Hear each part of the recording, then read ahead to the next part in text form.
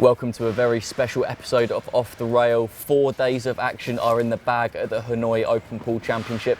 I'm delighted to be joined by Karl boys once again. Karl, 4 days of quite incredible action. We're down to the last 16 now. What stood out for you more than anything? Well, first of all, if we cast our minds back to when we knew we was going to be coming to Hanoi, Vietnam, obviously the World 9-Ball Tour's expanded. You know, we've been in Europe, we've been in America. We had to come to Asia, didn't we? And obviously we've been here. I've been here a little while because I was at the Perry 9-Ball Open as well, so I've seen it and I've been out and about. I just think the fans, everything about being here it's just massive for the tour. You know yourself, you've been here working. I just think overall it's a very exciting time. Yeah, the first World 9-Ball Tour Open in Asia. I think, like you said, Karl, the support's been absolutely incredible. I've been kind of blown away by it, really. What have you made of it, to be totally honest? Yeah, I think obviously we've got all these tables all over different areas. We've got the seating behind us. Certain matches, you know, when they get close, all the crowd are coming behind, but you get involved, you know, when the cue balls go in near the pocket, the zoos, then ours. And just the first 4 days play, even though obviously we lost a few of the Vietnamese players today, just the fact that we've seen unprecedented crowds around certain tables more than any other World 9-Ball Tour Open event I've seen. I think as well it's fair to say across all the events we've gone to over the last couple of years, I don't think the pool players have ever seen this kind of support. Maybe at the Mosconi Cup, but I don't even think on that level. Would you say the same? Yeah, I think you're right. I think at the Mosconi Cup, obviously the players are doing a lot of signings, photos, all the media work. I can't remember if it was Michael or it was Michael McMullen. He said in comms he's never seen as much media at a single event in his life, and obviously he's come from the snooker world.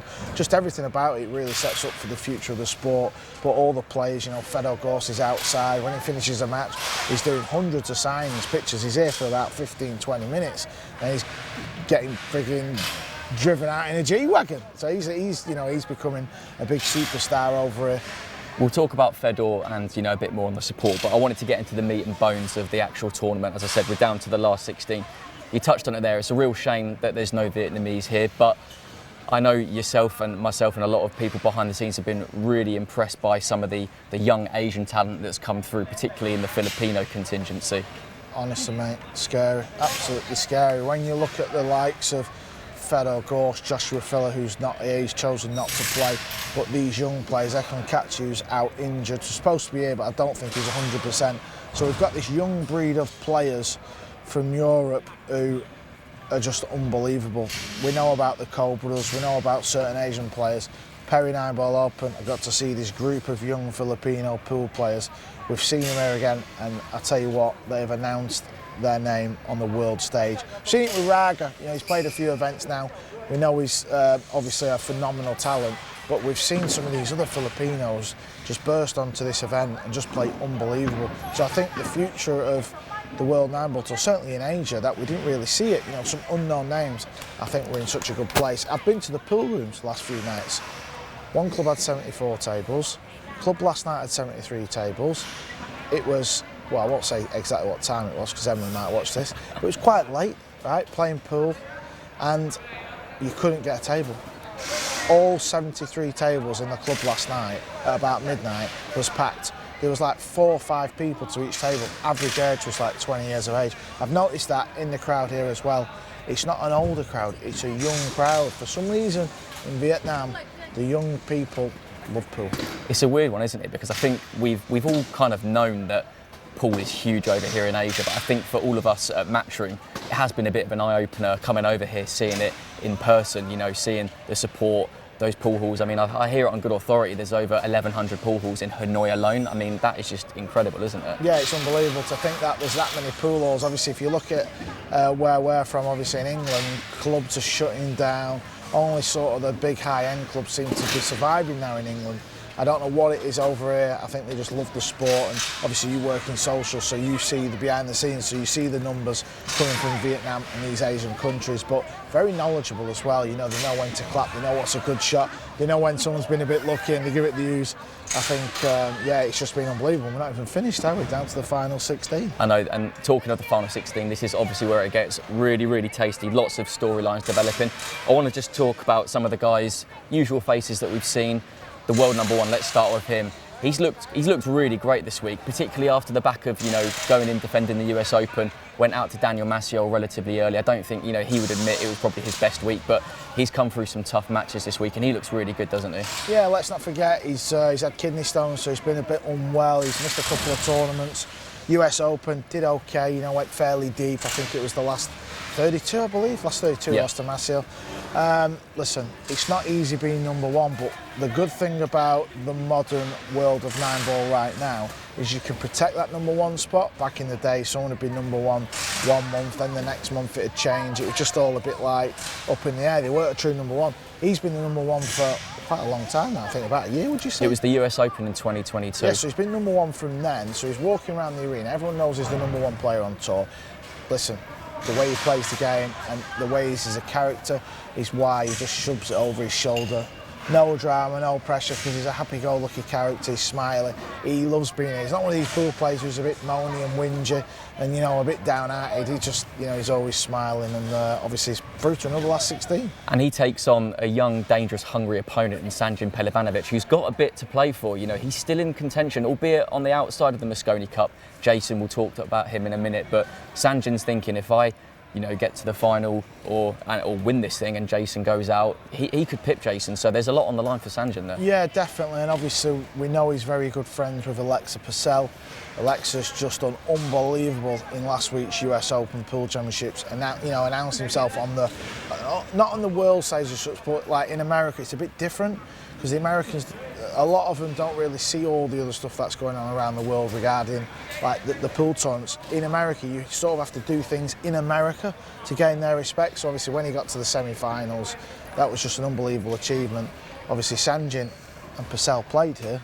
Sanjin's knocked him out. It's his time to have Purcell watching him tomorrow. So last 16 for Sanjin. And of course Alexa thinking of a Mosconi Cup European spot. So many storylines emerging today. I mean, I saw, for example, Mario, he lost earlier today and he sat in his chair for 30 minutes completely desolate, beside himself, inconsolable almost. And I think a lot of these guys are starting to realise that this is last chance saloon, isn't it? Yeah, was it Candela he lost to? Yeah, Frank Candela. Yeah, on paper he probably got into the match thinking it's not the worst of draws. No disrespect to Candela, but he's yet to do it in here, a bit like Mario. He's had these semis a lot.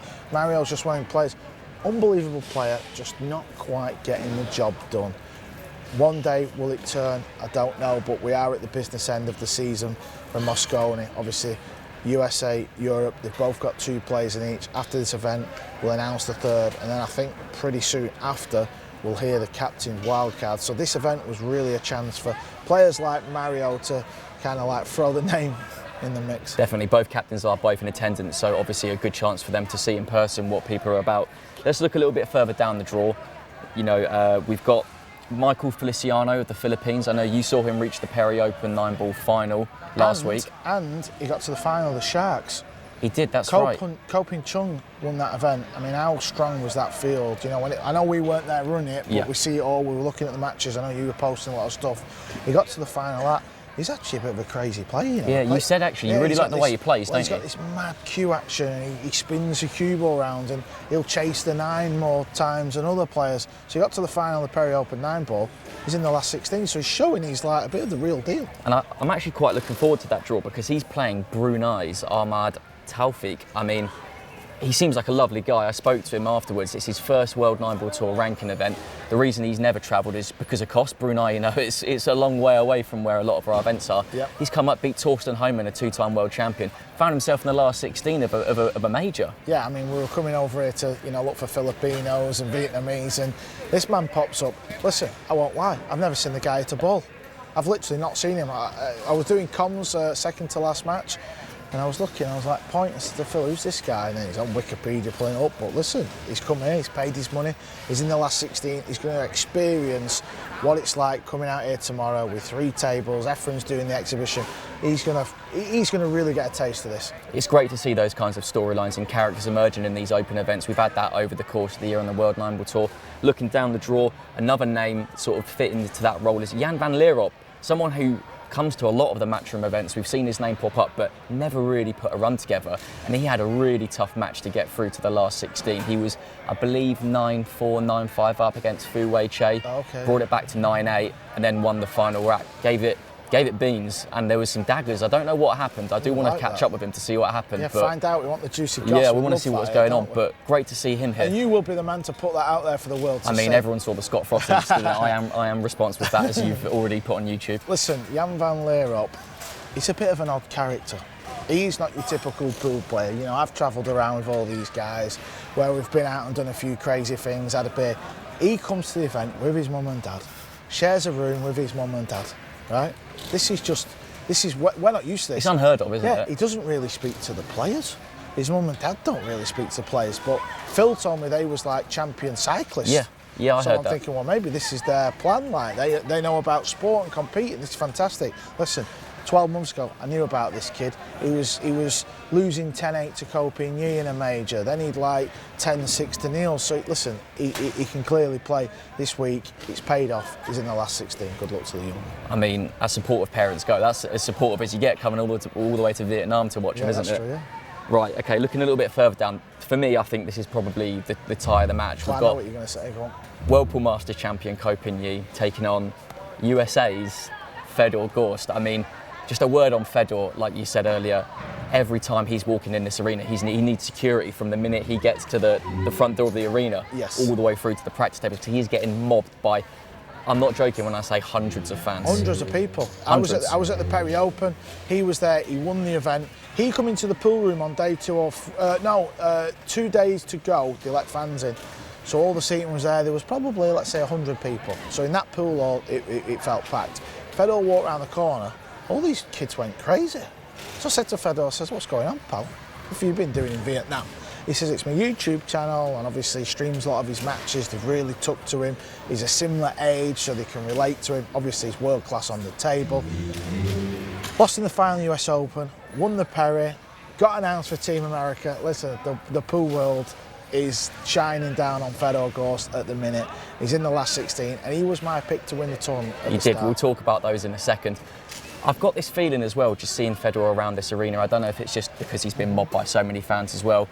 I feel like the sport's crying out for a superstar. I really do. And I don't know, I feel like he could be that guy. Do you feel like he could be that guy? I have got that vibe. I've got that vibe, not so much just this week, but it's really like zoned in this week.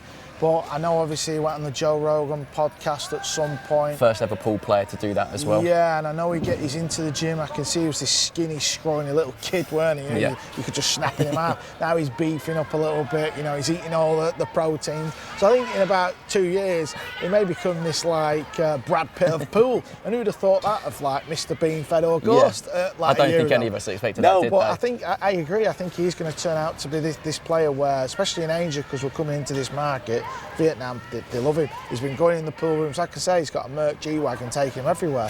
I mean, I'm getting on a grab motorbike, pal. They are great, by the way. He's building a brand for himself as well. I think, like you said, he's really clued into this kind of social media age as well. You know, he's super engaged to his fans. And I will say as well, you know, not just Fedor, but all the players, it's great to see how welcoming they are to all the fans, because, you know, I've seen Jason Shaw, Fedor, a bunch of guys, you know, none of them saying no for photos and autographs for literally everyone in this arena. Yeah, exactly. When the matches are finished, you know, everyone's doing the signings, probably 10, 15, 20 minutes, taking pictures, signing the shirts, and obviously for a pool player, they want that, do you know what I mean? So they're not going to shun it away, either they're going to get the job done and just stay there as long as it takes. Right, enough about those two. Let's look further down the list. Battle of the veterans here. We've got former World Cup winner Levan Corteza taking on David Al-Qaedi, the current reigning European Open champion, who obviously recently booked himself in the Mosconi Cup. I will say with Levan, beat Bernie Regalario. I know that he was a guy, a young Filipino, if you didn't see, 18 years old, ran through Koh Ping Chung and Dennis Orcolo earlier in the event. I thought he was going to be one to watch, and then Levan kind of really just put the kibosh on him. Mate, he is something special.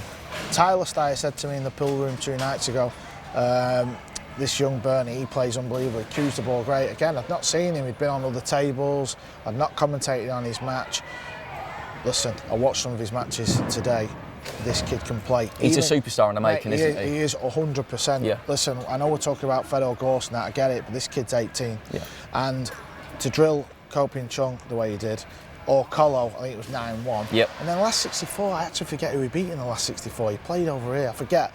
But it was another good player, obviously, to get through to the last 32. It was down 8-3, 9-3 to Corteza. He got back to 9-5, 9-6, and the few racks I watched, he wasn't phased. He is definitely, without doubt, one of the best young talents I've ever seen. Definitely, coming out of the Mar Boys Foundation in the Philippines as well. I managed to bump into one of the chaps who works there and played a part in bringing the guys over to this event, and they've got big plans for all of those young guys coming over, starting with USA in 2024. So, expect big things from the next sort of cohort of Filipinos coming through. I fully agree, because you're going to talk about Amarato next. I'm going to get to him in a minute. 'Cause he's only 21. We can talk about him now, actually. He's been unbelievable. 21, that incredible match against Shane Van Bonen. It was on this table, actually. There was probably, 400, 500 people watching it. But the beauty of that is they're going to go away from this because they're new to the World 9-Ball Tour. We're all new to it, to be fair. We're just adding events. We're all trying to find our feet to a degree. So he's going to go away from this and say, listen, I've not experienced stuff like that. He's playing Shane Van Bonen in this very arena. All these seats were full. It was pretty full at the banking. The atmosphere was there. People stood up. There was all the shouting and screaming. SVB did that crazy scratch from nowhere. He got ball in hand. Listen, to be a professional pool player and never have that, and then all of a sudden come here and start to have it, listen, these boys are going to, they're just going to love this. Personally, I'm loving seeing these storylines come through. I spoke to James Aranas after Kyle beat Shane, and he said it was Kyle's dream to beat a top player on a TV table and then do an interview. I interviewed him after, and he could barely get a word out. He says he was more nervous than playing Shane Van Bonen, talking to me in front of a camera. It's funny when you see these young kids come through, but it's really humbling and quite, reassuring seeing these guys come through, that they're genuine, in who they are. Yeah, of course, and obviously I feel like the Asians are going to do well here. It's very sticky and warm in this arena. We've had to turn the aircon off or down because there's a fan right above this table and it was quite windy and we felt it was blowing the ball and the players. So listen, the Asians are used to this sort of environment. Definitely, So I feel like it sort of stacks up for them a little bit more. Who's Amarato playing, by the way? He is playing, he's playing Aloysius Yap, who had a nail biter against Niels Fine not that long ago, actually. Niels came back, I think Aloysius was 9-5, 9-6 up. Niels came back, ran 3 or 4 racks, had a scratch at 9-8, so Aloysius kind of got away with one there, and he says he felt very relieved to get over the line. So, he's got a big task in his hands there. But it's another player who, in the last Open event, the US Open before, got to the semis. You can see the storylines here, can't you, Jake? These players are winning events or going deep semis, finals, and they're all just paving the way through to the final 16. So that's going to be a good match. Yeah, no, really looking forward to that. Let's look at a guy that I've not really seen much of around the event. He's kind of been going about his business on the outside tables. Alex Kazakis. Oh yeah, do you know what? He beat Jeffrey Ignacio on one of these tables. I remember seeing Jeffrey at the 2019 US Open. He reached the last 16. Thought he was a great player. Haven't seen him since. Obviously, COVID got in the way.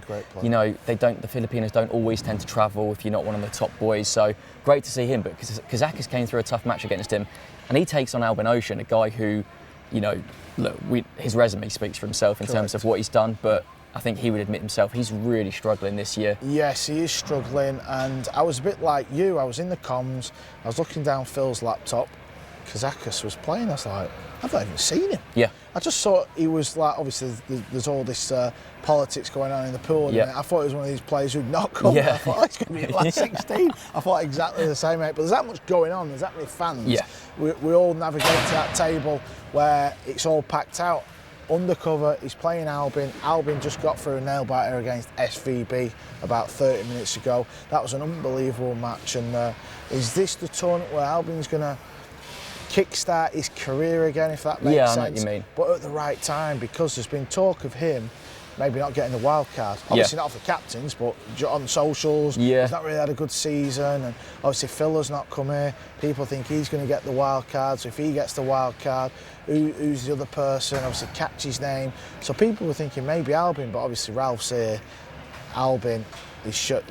Yeah, we know what he's done. And it's really interesting with Albin, because I think before this event and maybe the couple events before, he'd almost convinced himself, he talked himself out of that, Mosconi Cup contention because he hadn't done well in a lot of events. But let's not forget, Alex Kazakis, he goes all the way and snaps this off. He puts himself into the equation. It's another name that Ralph's not even probably considering, but he goes and wins this event.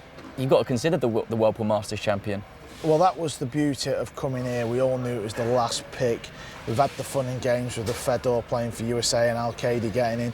We know third pick, and we know it's the last event before the captains pick the wild card. So this is the tournament where not only are you trying to win the event and become a superstar in Vietnam, which it will make you, we've seen that, you're trying to get in that team. Yeah. Here's another tie that I'm saying I'm loving all of these ties because this is the point, last 16, it's great. These guys just seem to draw each other every single major at the knockout stage. Ko Ping Chung, the recent US Open champion, taking on Max Lechner, last year's finalist. They met at the quarterfinals this time instead. They met in the semi-finals last year at the US Open, quarterfinals last week. They now meet at the last 16 stage. I joked to Max after his win earlier that you've got to play him in a final now, but Max is really looking forward to that match. He actually, he wants to do one over on Ko Ping Chung. Yeah, obviously Max is another one of these players where he's going deep. He's got to win one of these big ones. If you keep knocking, he does everything right, practices with Albin a lot, travels around with Albin and Mario. He goes into the gym, unlike Mario. Yeah, he's in the gym, he's looking after himself, he's doing everything right, and he's, again, in the latter stages of a major. Unfortunately, he's got to try and beat Ko Ping Chung, who's an absolute beast on the pool table. Probably one of the most avoided players you want right now outside of Fedor Gorst.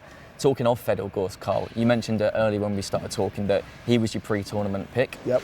You still sticking by that, or are you thinking anyone else from what you've seen? Listen, he's got Ko Ping Yi. It's not easy, but I'm going to stick with it. I've picked him. It's a miracle he's still in if I've picked him, to be honest. He usually gets beat second round. So, yeah, I'll stick with Fedor. He's going to have all the fans with him, but listen, Ko Ping, he's got a point to prove because he don't want, baby brother outdoing him by winning US Open. But listen, just that's a class match. Can't wait for that. Yeah. Let's go back. We talked about Jan van Lierop, but we didn't talk about his opponent, Eagle Eye Jason Shaw. Wow. Back-to-back last 16 stages reached. He seems to always peak as we get to December. It's like he just knows, he's tuned into it. And, given what's happened at this point with the Europeans dropping out, he's looking really likely to sew up that third automatic spot. And my point I want to say here is, do you think he will start sort of free-arming it? We saw that with Francisco last year at the 2022 US Open.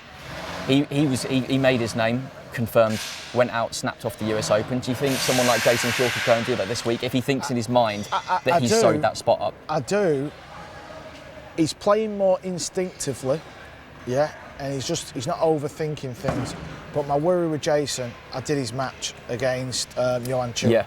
And he won the match, but he's still in his chair. Yep. And I can see any little roll that they get, the pool roll, he's like looking at the sky, he did it, he was like this. He goes a bit Earl Strickland, doesn't he, with that stuff? but the thing is, Earl's doing it now after he's achieved so much in the sport. True. Earl's like, early 60s or whatever, and it's almost like he's had his pool run. Jason's still at that time of his life where he can still do a lot of damage. He's in his prime, isn't he? Yeah, that's what I mean, but I think, if you watch Niels Fayen, I'm not saying that like Niels Fayen, but he just sits in his chair, he's seen it all. This is what's going to happen. Jason missed an 8 ball, it hung up, 2 seconds later it fell in. He's getting the run of the ball as well. Yep.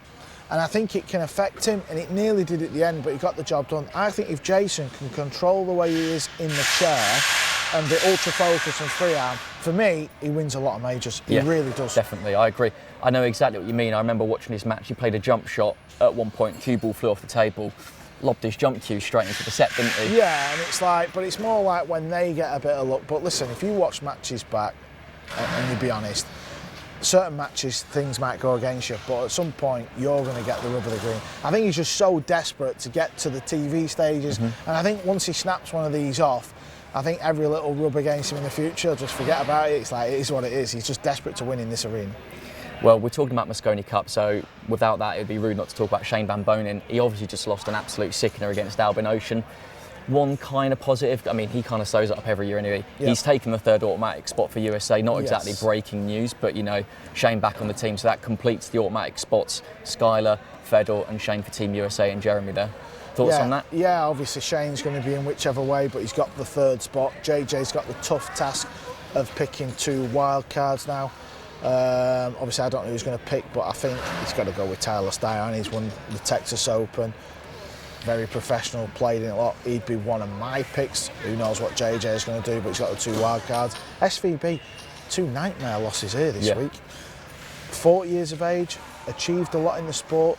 Is he going to start dipping a little bit? I don't know. It's very tough to keep yourself motivated and doing it, but very unusual for him to lose 2 matches the way he did this week. That's what I was going to say. The way he lost them was a bit strange, wasn't it? Yeah, very strange. Like poor shot choice selection and just over-hitting it. Almost like the occasion got a little bit too much when it comes to the crunch. Listen, absolute unbelievable player. You know, great for the sport. Doesn't really moan. When he gets beat, he'll just shake your hand. He's not, you know, he's achieved He's the so consummate much. professional, Yeah, isn't he is. Listen, he works hard, but I think we'll see a different Shane at the Moscow Nickel. I think the fact that he's got another world-class player, someone who's won a lot of tournaments, you know, someone who's done it, world 9-ball champ Fedor Gross, let's not forget, lost in the final of the US Open. We're talking about a proper player. Even though he's not played in front of 3,000 maniacs at Ali Pali, because I tell you what, he's going to get some stick. I mean, Jason Shaw, he's going to rile him up, he's going to get the fans at it, he's going to get booed like crazy. So I hope Fedor's backhand's okay. It's going to be totally different to the Vietnam fans, isn't it? Yes. That's for sure. Yes. Well, I think we'll probably leave it there because we've been chatting for a while, Karl. Last 16 starts tomorrow. I know you can't wait. I can't wait. We're back on air at 11 a.m. We kick off with an opening ceremony. So, you know, the Vietnamese, they're you know, taking this really seriously. You saw it at the press conference before the event. Got a very fancy opening ceremony. So I do recommend everyone to tune in at 11 a.m. to watch that. Do you know what's happening, or is it a surprise for you? Traditional dances, I'm hearing. Oh, wow. Flares, possibly. I mean, yeah. Okay. Who knows? I know Brendan as TD might be having kittens over. I'm saying that now. Well, you can see the de-rigging, and this is all going to look so different tomorrow. Yeah, so do join us. We're back from 11 a.m. For the full broadcast details, head to matchroompool.com. We'll see you then.